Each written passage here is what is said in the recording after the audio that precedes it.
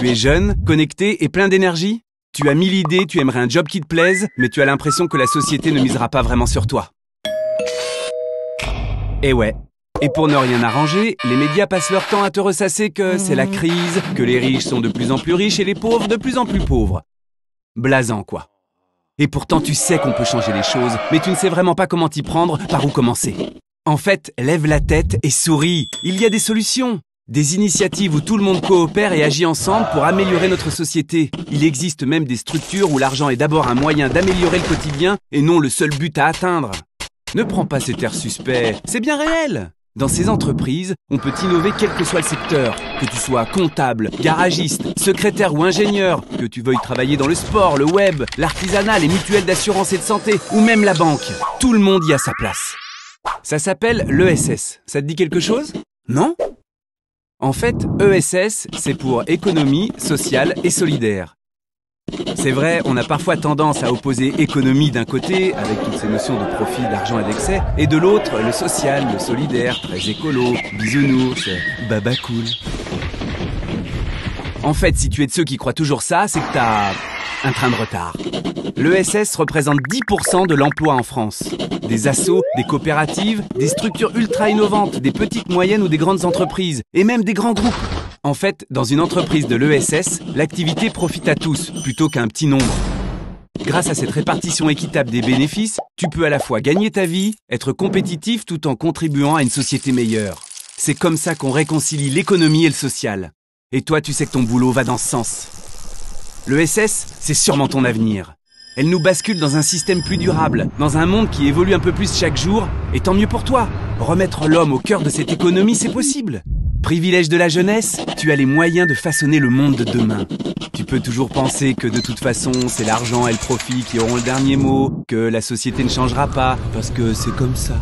Mais tu peux aussi ouvrir les yeux, découvrir l'ESS, et y rencontrer tout un tas de gens comme toi qui ont envie de faire bouger les choses. L'ESS fait partie de la solution. Et là, c'est que le début. L'économie sociale et solidaire, tout le monde en parle. Mais savez-vous vraiment de quoi il s'agit?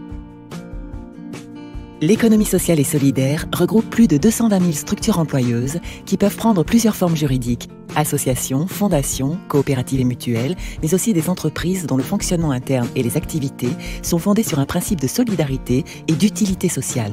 Elle existe dans tous les secteurs d'activité, santé, banque, mutuelle, insertion, agroalimentaire, grande distribution, éducation, loisirs, etc. Elle représente 10% du PIB. L'économie sociale et solidaire concilie activité économique et utilité sociale. C'est ce qu'il a défini le plus largement. Ainsi, les résultats dégagés par l'activité sont réinvestis dans le projet pour assurer la pérennité de la structure et des emplois. Dans l'économie sociale et solidaire, le pouvoir de décision est organisé de façon collective et démocratique. Les structures de l'économie sociale et solidaire placent les hommes et les femmes associés au projet au cœur du processus de décision, selon le principe « une personne, une voix ». Elles élisent leurs dirigeants et associent les parties prenantes à l'exercice de la gouvernance. L'économie sociale et solidaire fonctionne par elle-même. Contrairement à ce qu'on croit trop souvent, l'ESS ne vit pas que de subventions. Celle-ci ne représente qu'un quart du budget des associations en moyenne. Le reste est constitué de cotisations d'adhérents, 11%, de dons et mécénats, 4%, ou de ventes de prestations publiques ou privées pour 60%.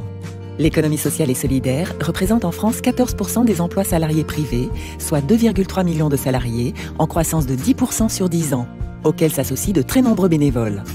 Les activités de l'économie sociale et solidaire sont totalement solubles dans l'économie de marché. La majorité de ces revenus est tirée d'activités privées ancrées dans l'économie locale. Ces résultats permettent de financer l'économie locale et de maintenir l'emploi en région. Ce sont le plus souvent des emplois non délocalisables, comme dans les services aux personnes. Par exemple, les maisons de retraite, les crèches, l'aide à domicile, les coopératives agricoles ou de distribution. L'économie sociale et solidaire innove dans tous les domaines, technologie, social, humain. Elle est présente dans les secteurs de pointe comme la recherche en santé, et elle participe à toutes les réflexions fondamentales sur l'évolution de la société, comme l'émergence de l'entrepreneuriat social. Concrètement, c'est quoi l'économie sociale et solidaire pour la Caisse d'épargne ? C'est 5 millions de sociétaires, particuliers ou personnes morales, détenant indirectement le capital des caisses d'épargne via leur part sociale de sociétés locales d'épargne qui partagent le projet de leur banque. C'est une banque de proximité, proche des attentes de ses 26 millions de clients. C'est le deuxième réseau bancaire en France, fort de ses 17 caisses d'épargne qui couvrent la diversité de nos territoires. Premier prêteur du secteur public territorial et hospitalier. Premier financeur privé de l'économie sociale. Plus de 20% de parts de marché avec plus de 600 millions d'euros de financement annuel accordé. Premier banquier des personnes protégées. Premier banquier du logement social. La Caisse d'épargne investit l'épargne locale qu'on lui confie dans le territoire, comme par exemple avec son compte sur livret régional. Une banque qui innove pour anticiper et s'adapter aux besoins.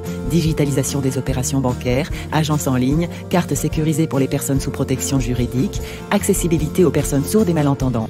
La Caisse d'épargne s'adresse à tous et consacre une partie de ses résultats à des actions de solidarité et de développement territorial. Car c'est aussi ça l'économie.